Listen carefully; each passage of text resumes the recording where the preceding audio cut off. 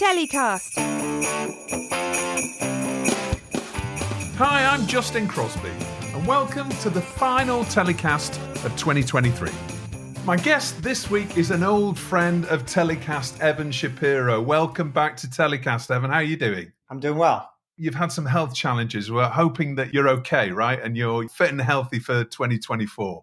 I am. I feel as good as I have, certainly since the middle of this year, and probably even longer back than that. So I'm feeling good, eating solid foods, which if you follow my story, it means something. If you don't follow my story, good for you. But feeling great and really looking forward to traveling. Vegas in January, London in January, Austin in March, and then a bunch of more travel next year. So yeah, feeling great. Thank you. Well, it was great to see you on European shores last year, and we'll talk a little bit about that in a second. Great to hear that you're fitting well. Thanks. So this week, we're just going to spend some time for our last show of 2023, just reviewing what just happened. What the hell just happened in the content industry in 23? Because it was a kind of a bin fire for many in the industry, particularly if you're a producer, but lots of talk at all of our industry gatherings and Zoom meetings and what have you about people worried about their jobs. There's been a whole load of downsizing in the industry. Let's look ahead as well to 24 and look for some bright spots. And as we try to survive till 25, which is a term that I'm starting to hear more and more within the content industry. So let's just kick off, first of all, with an overview of the media universe then and your famous maps. Our actual physical universe is expanding, but what about the media universe in 2023? What does it look like now compared to maybe what it looked like a year or so ago? Well, there's no question that the media universe contracted in 2023 in many different ways. And contracted, kind of a loose term for basically cuts. Every major company made dramatic cuts. Everything from Amazon to Google down to Spotify and Netflix across the media ecosystem. More jobs lost in tech and in media than I think at any point since they started measuring, if you add all of the tech and media jobs together. In particular, in media, over 20,000 jobs lost so far in 2023, and the year's not up. Spotify just let go 1,500 employees last week. And so, and everybody's business plan, I think pretty much across the whole universe in 2023 was reduce costs in order to improve profits. That was Zuckerberg's promise, but that was also Zaslav's promise, and that was Iger's promise. And that's basically what they did all year long. And so there was this contraction of enterprise size across the universe, mostly though, and I think this is a big trend in comparison to where they were during the pandemic. And so I think that what's really crucial when you want to know what just happened is to look at when the current era of media started. And that was in 2019. When Disney went direct to consumer chasing Netflix, and everyone chased Disney into the space, and none of them truly considered what was going to happen to their business model when they did that, when they went from wholesale to churn-based retail offering. That was a huge change for these businesses who were, up to that point, as you say, business-to-business company. Wholesale, crucially, the glory days of television, the golden age of television that included Mad Men and Walking Dead and things not on AMC, and The Sopranos and a lot of these other things, was supported by the traditional pay TV bundle, which is nested inside a triple play of services that was enormously profitable on the whole, though video was not very profitable by itself. If video had to survive as a direct retail thing, it would have been Netflix at the time, which was losing money and selling cable for $8 a month, which is not a realistic business model, right? If you go back to the first days of streaming Netflix. In 2019, Disney jumped in and went from a wholesale cable product direct to consumer without thinking it was going to speed up the acceleration of the death of the ecosystem, and that they could replace the value where they were headed. And that's really where the big mistake is made, is because, sure, replace the value. It's a break-even business. It's break-even business. It's a break-even business. Distributing video content for the last 30 years has been a break-even business. The profit comes from the other things you stuff through that pipe. Amazon's television profit comes from free delivery. So we need to replace. You need to replace the entire shell in which the TV bundle was housed. The big walnut shell called broadband, pure profit to a certain extent at one point, and telephone, which was absolutely pure profit, 100% pure profit because it didn't even take up bandwidth. That all disintegrated, and now it's being replaced. Now it's being replaced by the bundle of services called Amazon Prime, which include home delivery for free, music, reading, which is very important for a lot of constituencies, gaming, a massive gaming enterprise, and crucially, the connection between ad dollars and purchases. On Black Friday, they combine that all into one product called Thursday Night Football on Black Friday, when you could watch the most popular sport in America and buy products in the commercials. And that was a game changer for the ecosystem. That's what happened in 2023. And in 2023, Apple signed Messi and changed talent deals in sport and otherwise. In 2023, as they were contracting, the major studios decided to contract even further and have a strike, 2 strikes. In fact, that was the studio's choice. They could have avoided it because they ultimately wind up giving everything almost that they were being asked for in both strikes. The whole thing was a money-saving enterprise. And it shows you exactly kind of the stage that the marketplace is at. The big tech Death Stars are investing in what works in video and surrounding it with a whole other suite of services. Amazon, we know what they are. Apple, it's devices and gaming and music and cloud and fitness and news. Google has music and gaming. Number 1 in gaming video, number 2 in music when you look at it worldwide. Fastest growing MVPD in America, the fastest growing connected television operating system on the planet. So they're surrounding consumers with a different suite of services.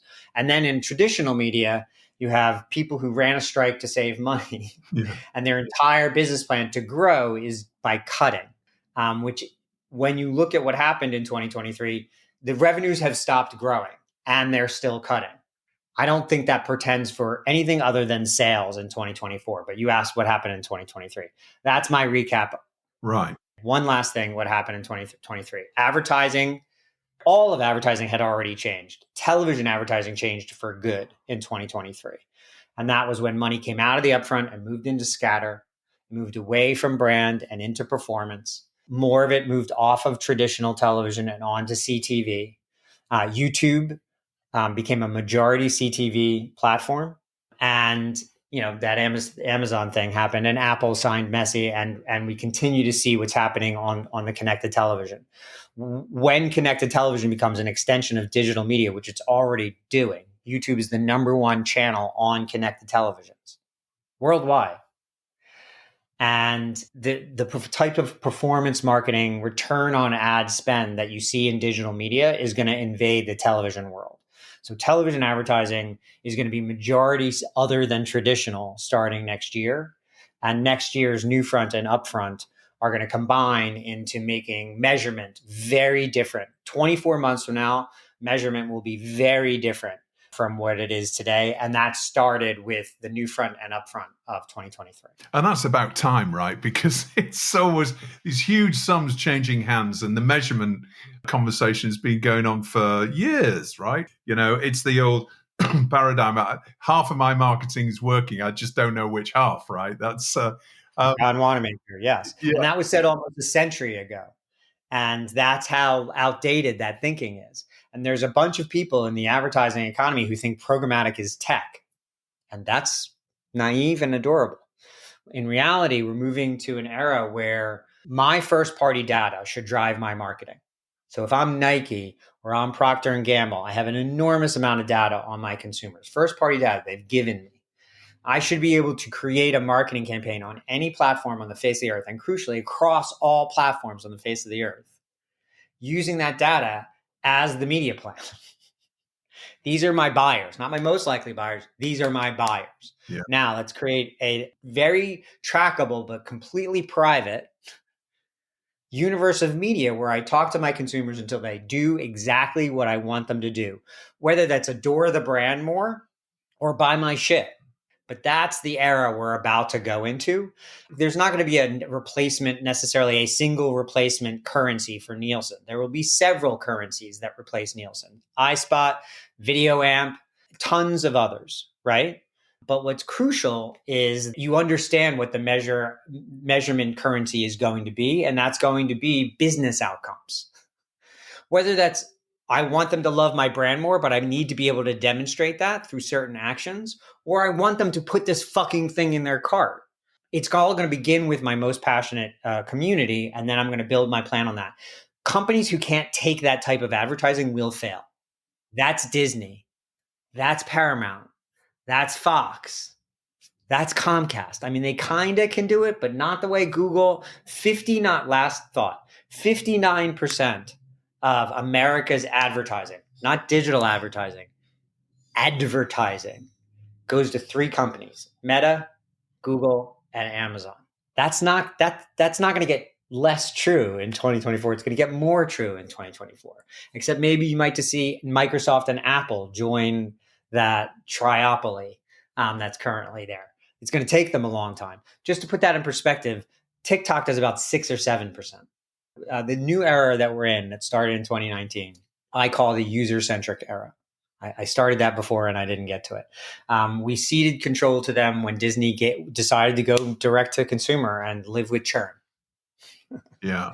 Good luck. I've been there. Sucks. Yeah. It's like running the post office. In the user-centric era, yes, accountability is going to be key, but the data, the community's data that you have is yours to control. Part of the fault with half my marketing money is being wasted, I only wish I knew which half, is that the speaker doesn't take accountability for their own actions. Well, then why are you buying that media? Yeah. Right? I can be smarter. I have first party data. I can use it, but I have to go to places, data rooms. I have to go through all the privacy hoops, jump through all the privacy hoops that are absolutely necessary. But if I do, every experience that one of my customers has will be better for them because it will be more tailored to them. And I will have a much deeper and higher profit per relationship than I have today. I don't necessarily think it's accountability, except it is to ourselves and the way we manage the data as currency. Yeah. And you have the permission of the consumer to market to them as well, essentially. That's, I think, really key. I work with, that's zero party data, not first party data. So I work with Publishers Clearinghouse. We do these surveys. We just dropped a huge gaming study this week. A couple of weeks ago, we dropped the largest study on data privacy in America ever, with a professor from Syracuse and a professor from NYU and myself. And we did these massive, the gaming survey is 68,000 respondents. And they're able to get that panel so fast and so large because they already have permission to market to these 15 million consumers who have given them a ton of information on themselves as part of a value exchange between the community and the brand.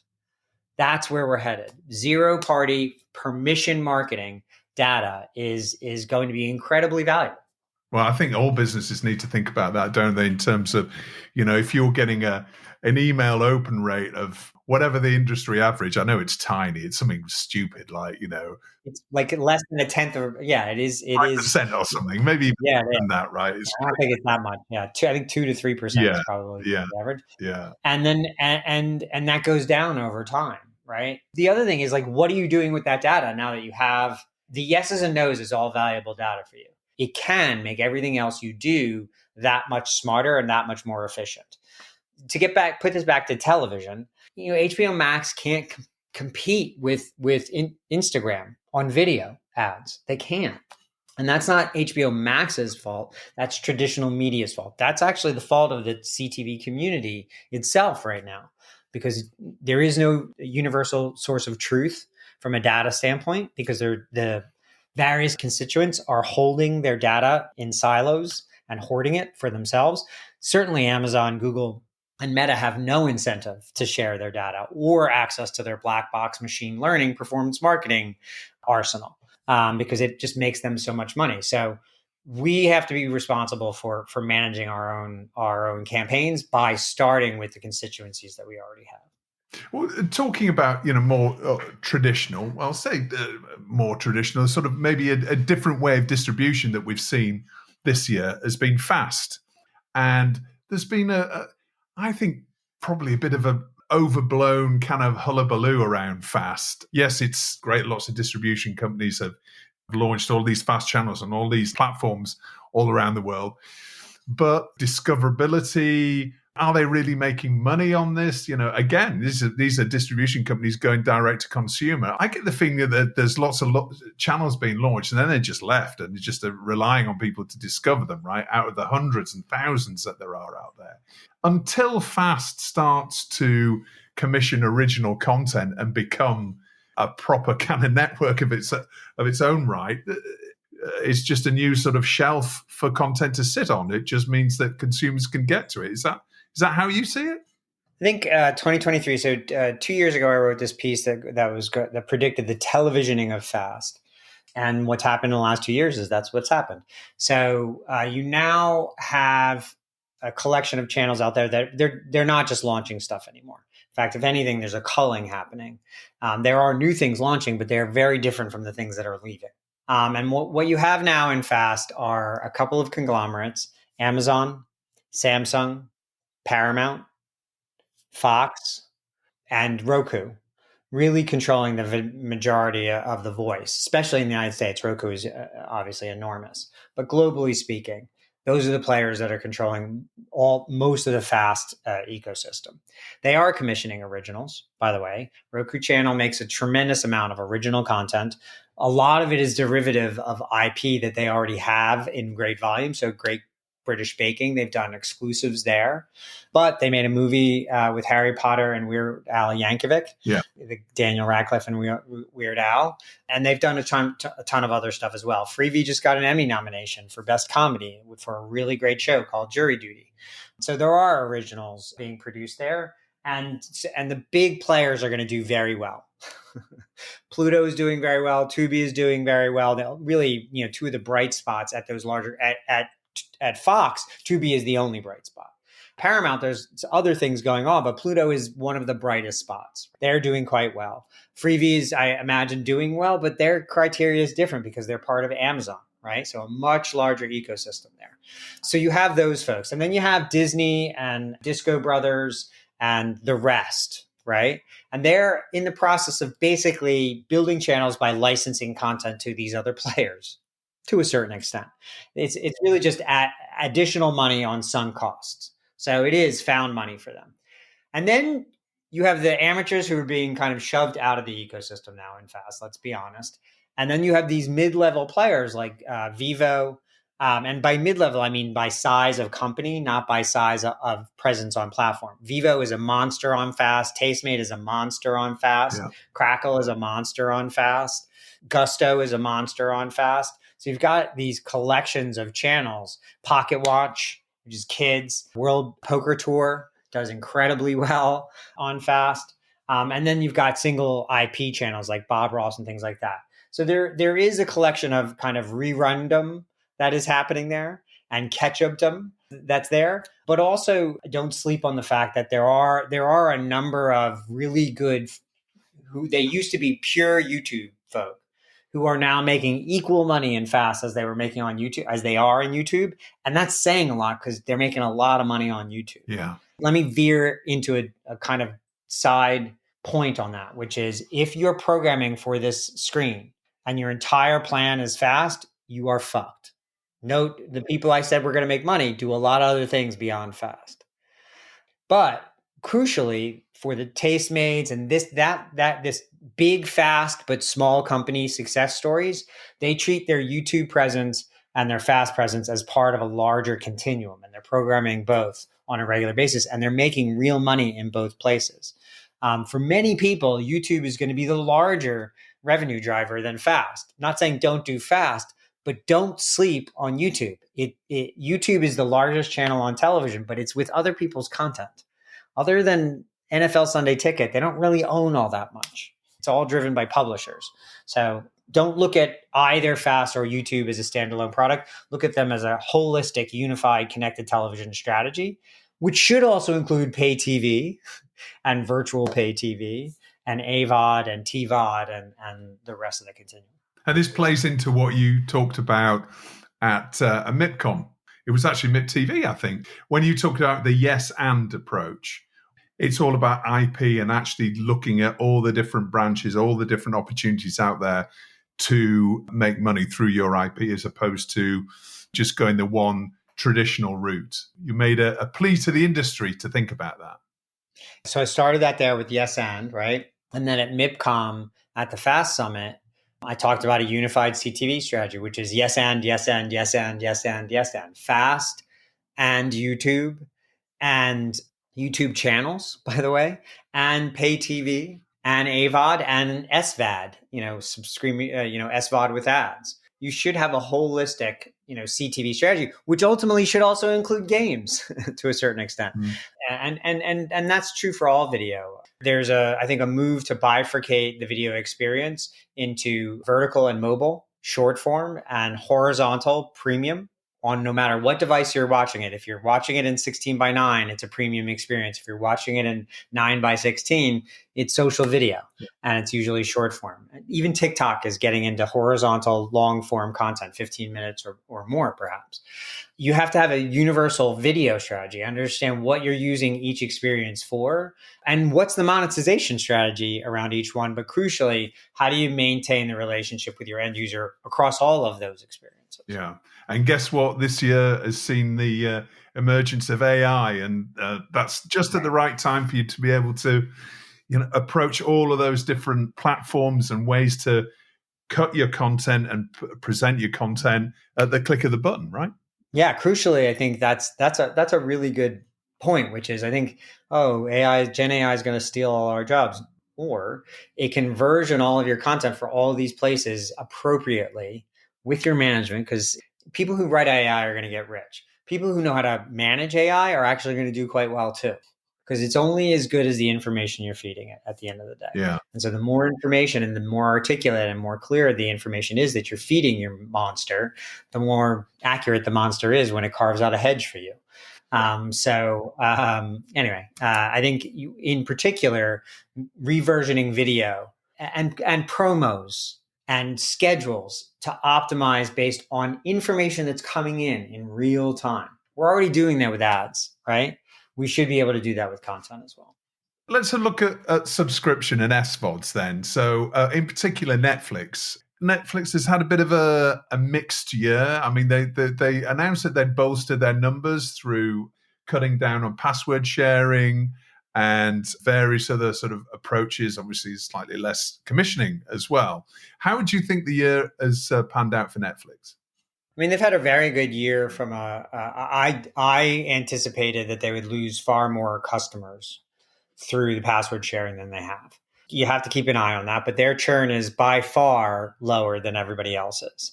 Antenna just put out a study on churn over the last year, and theirs is, way below. The industry average is around 6%. Theirs is at like 1.5, right. 1.8%.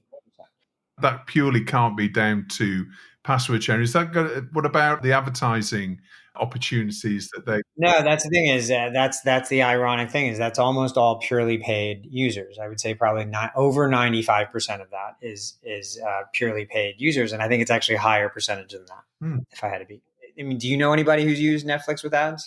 Nope. Right. So no one is. And they've had an interesting year storytelling around that because they keep telling people it's 5 million, now 15 million monthly active users, which I don't think most of the universe that covers streaming understands what that is. Yeah. Monthly active users is not subscribers. Yeah. Crucially. And if you think about monthly active users, I could probably spin up a website with 15 million monthly active users, right? And crucially, I wouldn't be able to get into, through the lobby of any ad agency on earth with 15 million monthly active users. Yeah. So, Hulu, conversely, has around 48 million total subscribers. 60% of those are ad supported. 60%, which is why Hulu has one of the highest average revenue per user metrics in the industry. Mm. Granted, they have, a fraction of the total subscribers of Netflix, but Netflix has a very low, I would say lower on a subscriber base of 230 million subscribers. I think they have less than 5 million total ad tier subscribers at any moment. And it may have a higher churn, it may have a lower churn. They're not breaking it out, right?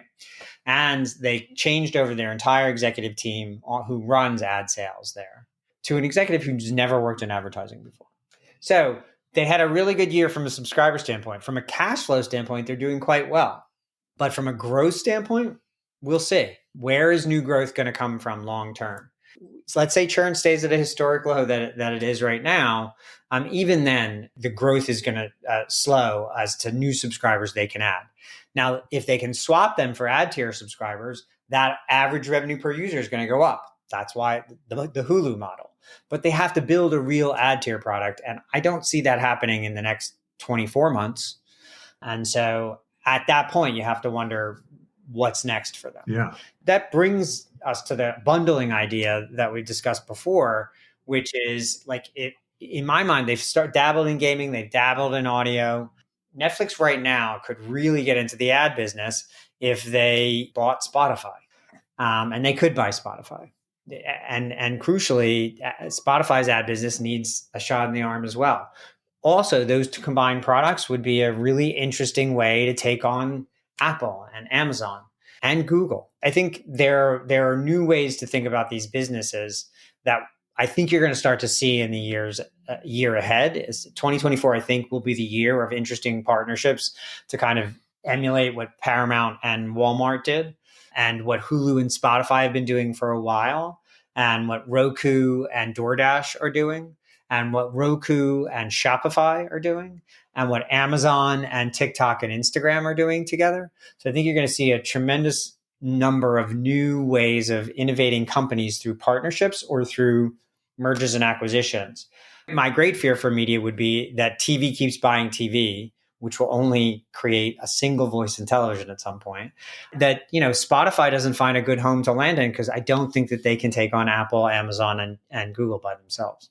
Anyway. What about social media platforms then, Evan? I mean, it seems to be a really big year for TikTok. They seem to be just flying when it comes to not only subscribers, but watch time on TikTok. And as you mentioned earlier on, they're now starting to allow longer videos. I think you said 15 minutes earlier on. So it's starting to become, perhaps more of a competitor to YouTube than it certainly was like a year ago. So, huge year for them. How do you see things panning out for them in 2024?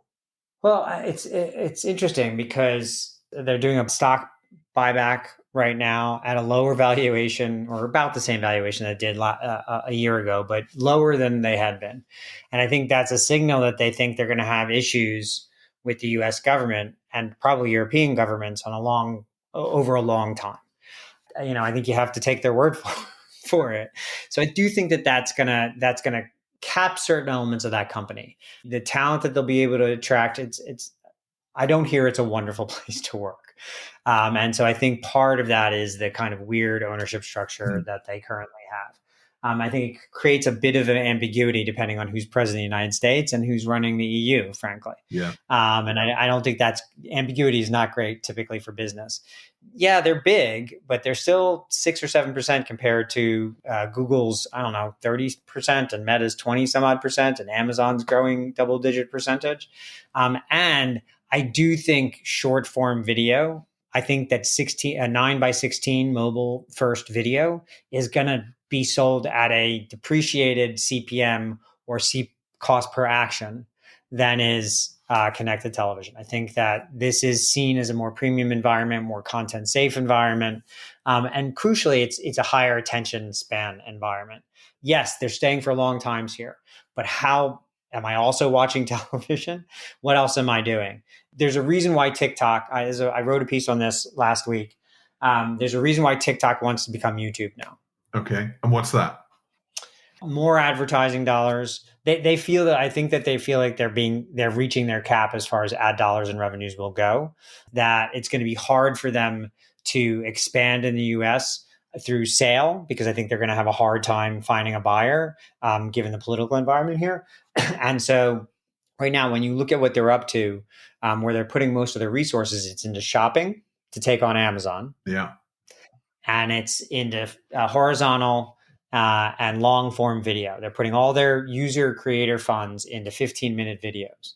To me, that means they're pivoting or they're adding. They're also emulating data and experiences that they're having on Douyin, which is their Chinese version of TikTok.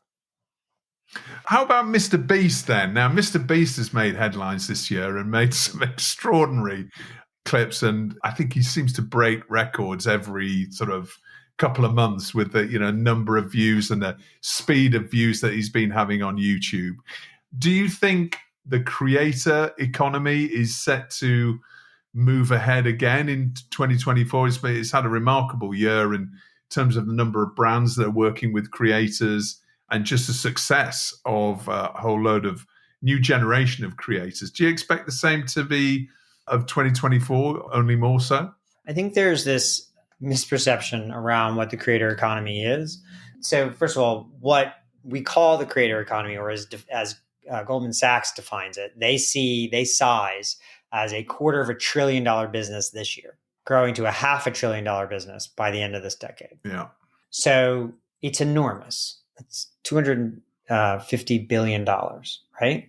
And it's much, it includes things like podcasts. It includes things like, NFTs, which are a passing fad, but Substack newsletters and direct to brand deals and Patreon subscriptions and any number. And by the way, live tickets as well. And I think creator is I think what we used to think as, UGC, right? Yeah. But that's not what it is.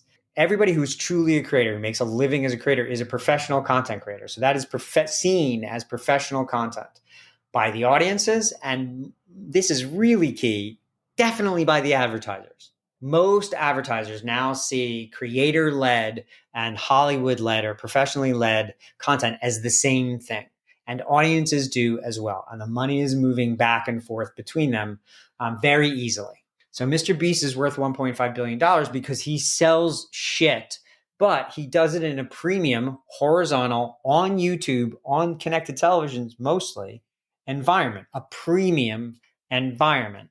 Jake Paul, Logan, all the Pauls, all the folks who are really doing it well are existing in both in the corporate economy. So Charli D'Amelio has shows on Hulu and on Netflix, right? Yeah.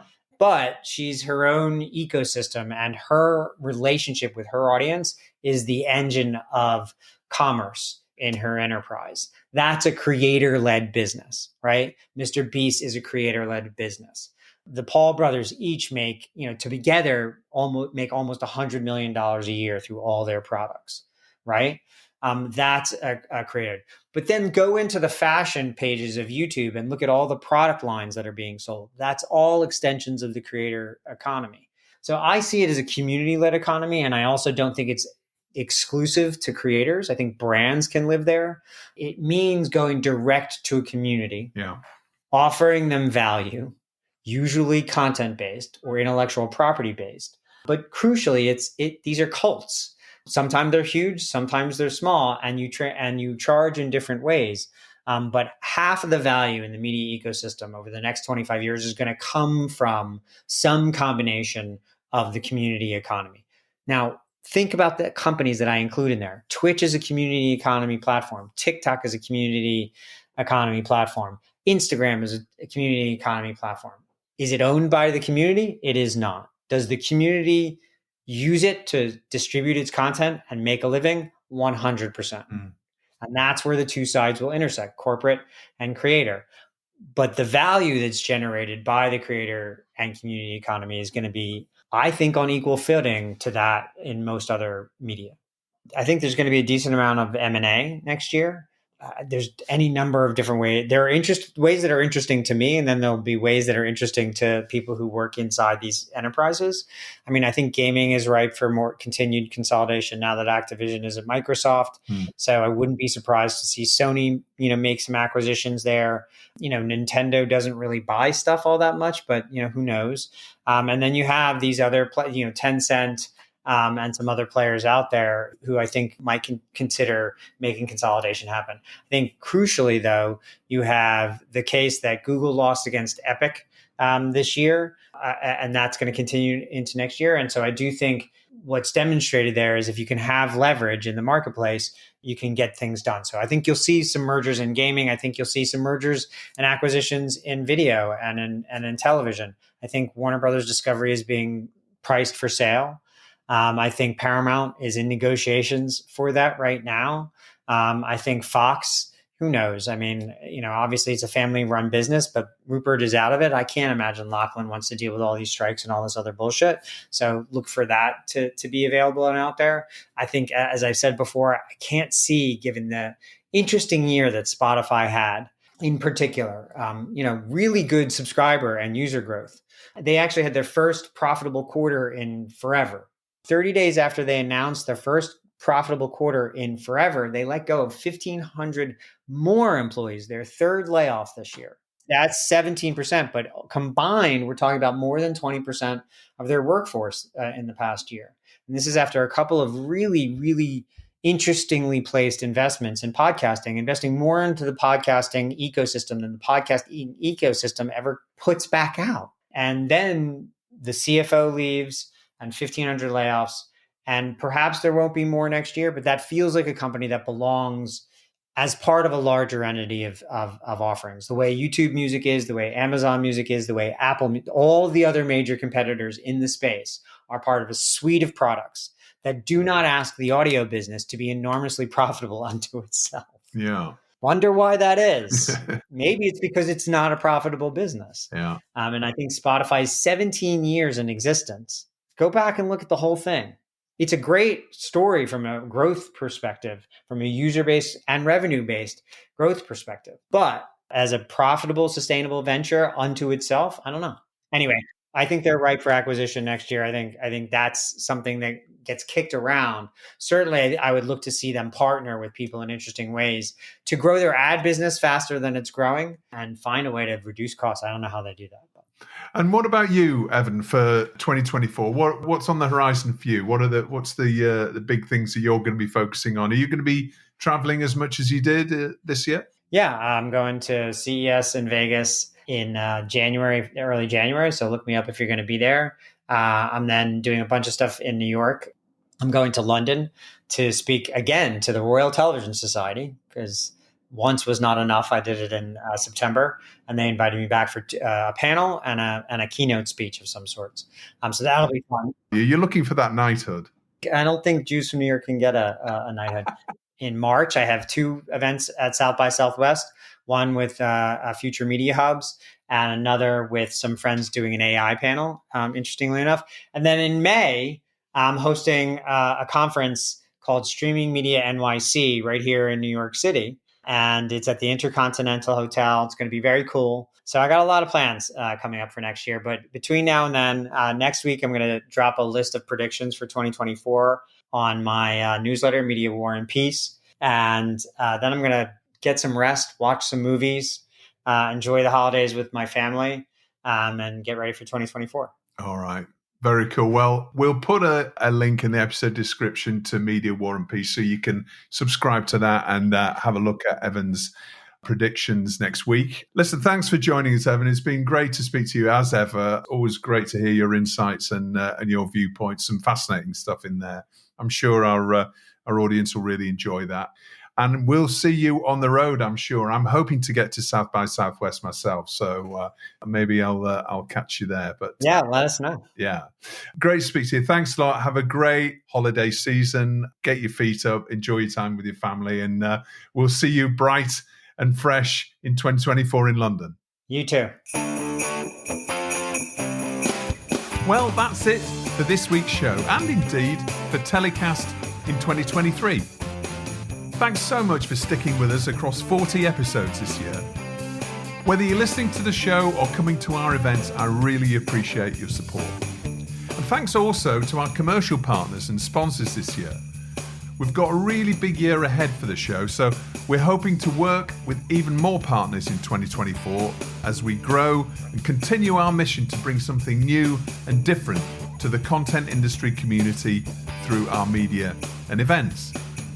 Our next podcast show will be out on 18th of January. The big change in 2024 is that we'll be shooting and recording video as well as audio in our new studio in central London, courtesy of our friends at the brilliant Spirit Studios. We'll be posting the show in all its HD glory on YouTube, and you'll hopefully see short-form clips on our social channels too. If you don't already, please follow us on our socials. You'll find all the links in the episode description. And next year, we'll be launching new events like the Brand-Funded Entertainment Summit and others. Plus, of course, we'll see the return of the Digital Content Forum in November. This week's telecast was edited by Ian Chambers and recorded in London. Until next year, I hope you have a really peaceful Christmas. And here's to a prosperous new year to everybody. We'll see you in 2024. And of course, stay safe.